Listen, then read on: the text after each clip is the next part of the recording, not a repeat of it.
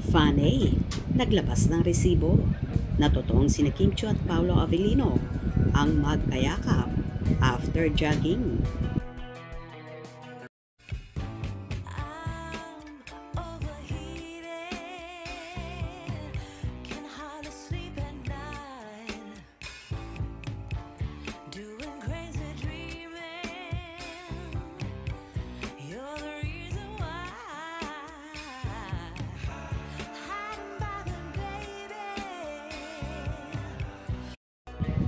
Kaloka itech dahil maraming bashers ang hindi naniniwala na sina Kim Chiu at Paolo Avellino daw ang nakuhanan ng larawan na magkayakap after jogging.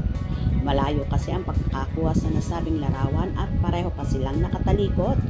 Pero marami ang naniniwala na ang Kim Pao yun kung saan. Pinalalabas ng iba na si Alden Richards daw yun. At pumalag naman ang Kim Pao followers. Sinasabing hindi papayag si Chinita Princess na yayakapin na lang kung sinong lalaki, lalo na ni Alden, dahil hindi naman sila totally close. Nakakasama lang kasi ang actor ng Kim Pao dahil friend ni Paolo si Alden, at for sure di rin papayag si Alden na ganon bilang respeto sa kaibigan. Kaya isa't isa ay naglabas ng resibo. Pinatunayang sina Kim at Paolo nga ang nasa naturang larawan na so sweet at magkayakap.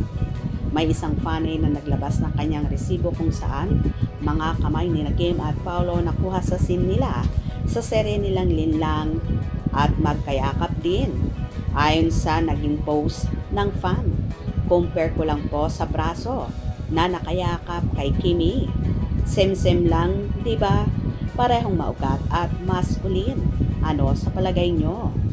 Kapag pinagtabi mo ang dalawang larawan na ito, ay makikita mo talaga na may pagkakapareho. Kaya naman nagdiwang lalo ang buong Kim Pao universe.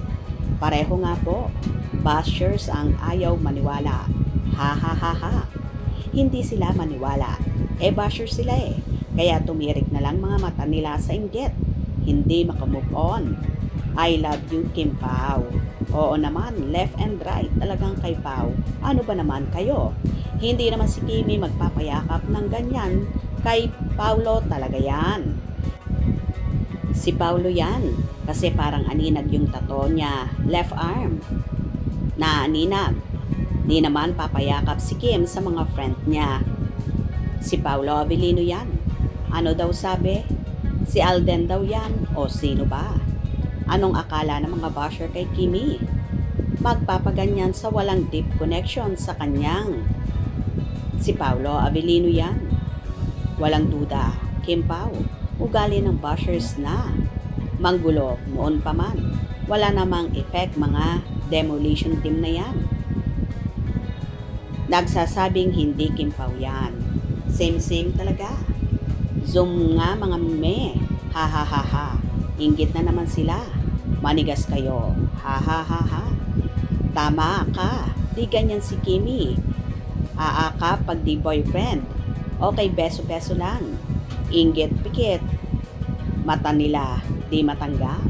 Sarap namang yumakap ng mga brasyo na yan. Oy. Opo, si Pao at Kim yan kasi that time di naman. Nakarelo si Alden. Tingnan nyo pa sa video nila. Kung totoong kilala nyo sina Kim at Paolo, alam nyo sila yan. Yes na yes. Sila nga yan sis, di lang talaga matanggap na mga bashers. Opo, tama. Bakit kasi binabawi pa? Nanggugulo lang sila ng isipan. Halata namang Kim Pao yan. Ayan naman ang mga sinungaling na fandom, gagawa ng storya. Pag sinagot galit, ha ha ha. Parang kilala ko yon. Maugat na braso. Yon, kay Paolo yon, ha ha ha ha. Sobrang mahinhin, kumilos.